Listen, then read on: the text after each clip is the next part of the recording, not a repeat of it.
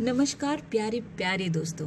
कहानी वाली गली में मैं रजनी आज लेकर आई हूँ एक और बहुत ही दिलचस्प और मज़ेदार हिंदी कहानी। इसका नाम है सबका सच्चा मित्र। इसकी लेखिका हैं रश्मि निगम। आपको पता है मित्र क्या होता है? मित्र यानी दोस्त, हाँ, हमारे फ्रेंड्स। तो चलिए फ्रेंडशिप के बारे में, दोस्ती के बारे में ये कहानी हम पढ़ते हैं। सुबह की पहली किरण जैसे ही चीकू की आंखों पर पड़ी तो उसे सबसे पहले एक शरारत सूझी। बहुत दिनों से मैंने कोई शरारत ही नहीं की। वह बोला, चलो आज किसी को परेशान करता हूँ, बड़ा मजा आएगा। मैं भी तुम्हारे साथ चलती हूँ। चहक भी पंख फड़फड़ाते हुए बोली, हाँ, आज जो भी मिलेगा उसे तंग करेंगे और बम्पलों को भी साथ ले चलते हैं, और भी मजा आएगा। चहक बोली। दोनों मित्र मन ही मन योजना बनाते हुए बम्पलों के घर जा पहुंचे और उन्होंने उससे अपना इरादा बताया। बम्पलो हाथी ने क्या किया? क्या उसने भी कोई और प्लान बताया? चलिए देखते हैं उसका क्या जवाब था। ऐसा करने में शायद मजा तो आएगा, लेकिन किसी को तकलीफ भी तो पहुंच सकती है और माँ भी नाराज हो जाएगी। क्यों ना हम कोई और खेल खेलें जिससे कोई परेशानी ना हो? बम्पलो बोला। ओहो बम्पलो, हम तो सिर्फ हंसने के लिए ऐसा कर रहे हैं। यह कहते हुए वे बम्पलो को साथ लेकर निकल पड़े। तीनों बच्चे क्या शैतानी करेंगे अब पता नहीं। चीकू और चहक पेड़ के पीछे छिपकर शिकार की ताक में खड़े हो गए। तभी उनकी नजर डब्लू बंदर पर पड़ी जो पतंग उड़ा रहा था। चीकू की आंखों से शरारत झलक रही थी। इससे पहले कि बम्पलो उसे रोक पाता, चीकू डब्लू के पास पहुंच गया। ओह, न जाने चीकू अब क्या करेगा, कौन सी नई शैतानी करेगा। इतनी प्यारी पतंग तुम कहाँ से लाए डब्लू?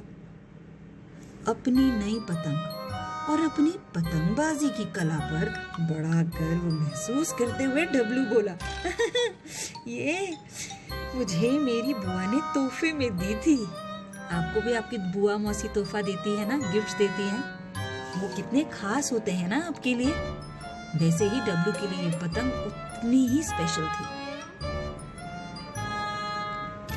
यह कहते ही जैसे उसने अपनी पतंग को नजर भर देखने के लिए गर्दन उठाई तो अपनी पतंग को नजरों से ओझल पाया।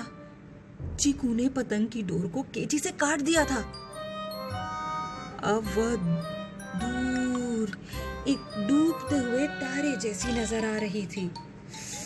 जैसे हमारे हाथ से गुब्बारा बलून छूट जाता है तो कैसे दूर आसमान में उड़ता जाता है।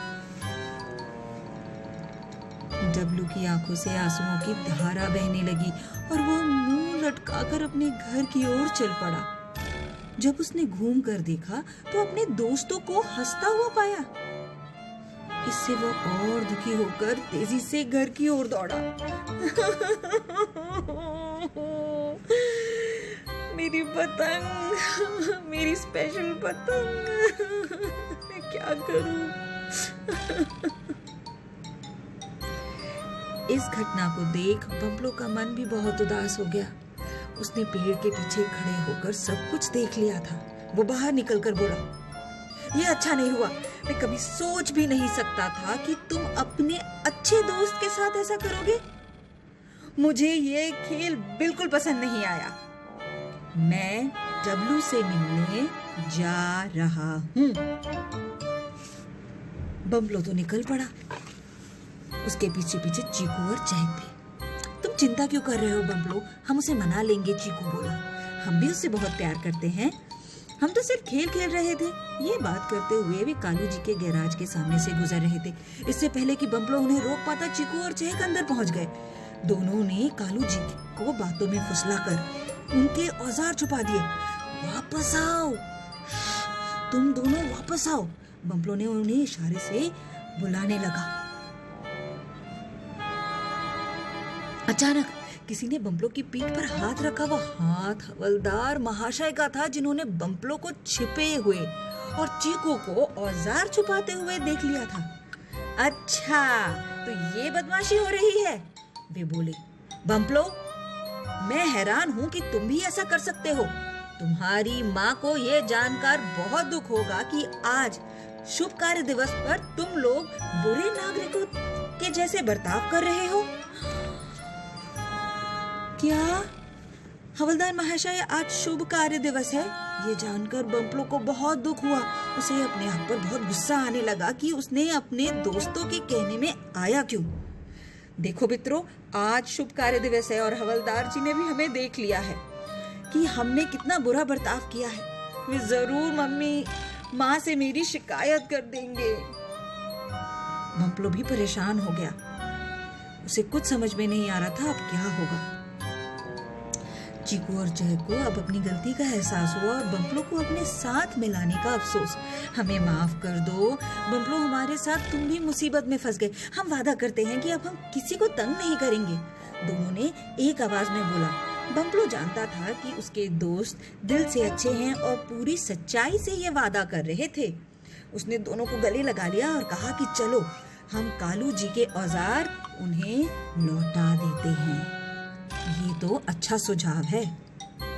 जब वे कालू जी के गैराज पहुंचे तो उन्होंने पाया कि वे बहुत परेशान और दुखी थे। औजारों को ढूंढने के लिए उन्होंने पूरा गैराज भी उलट पुलट कर दिया था। वे मन ही मन कुछ बुदबुदा भी रहे थे। बम्पलो उनकी मदद करने का बहाना करने लगा। तभी चीकू और चहक ने औजारों को ठिकाने पर रख दिया।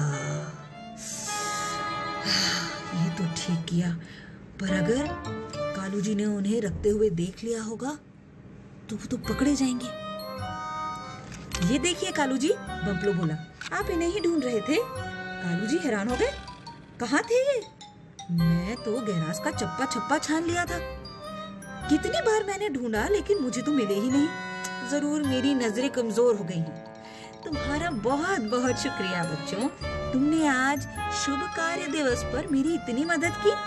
तुम सब आज शाम चाय पीने मेरे घर जरूर आना, ठीक है? अच्छा काम करने से मन को कितना अच्छा लगता है। चीकू और जय को अब इस बात का एहसास हो गया था।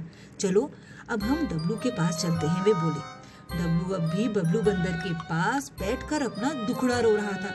1 मिनट में मेरी पतंग न जाने कहाँ लापता हो गई।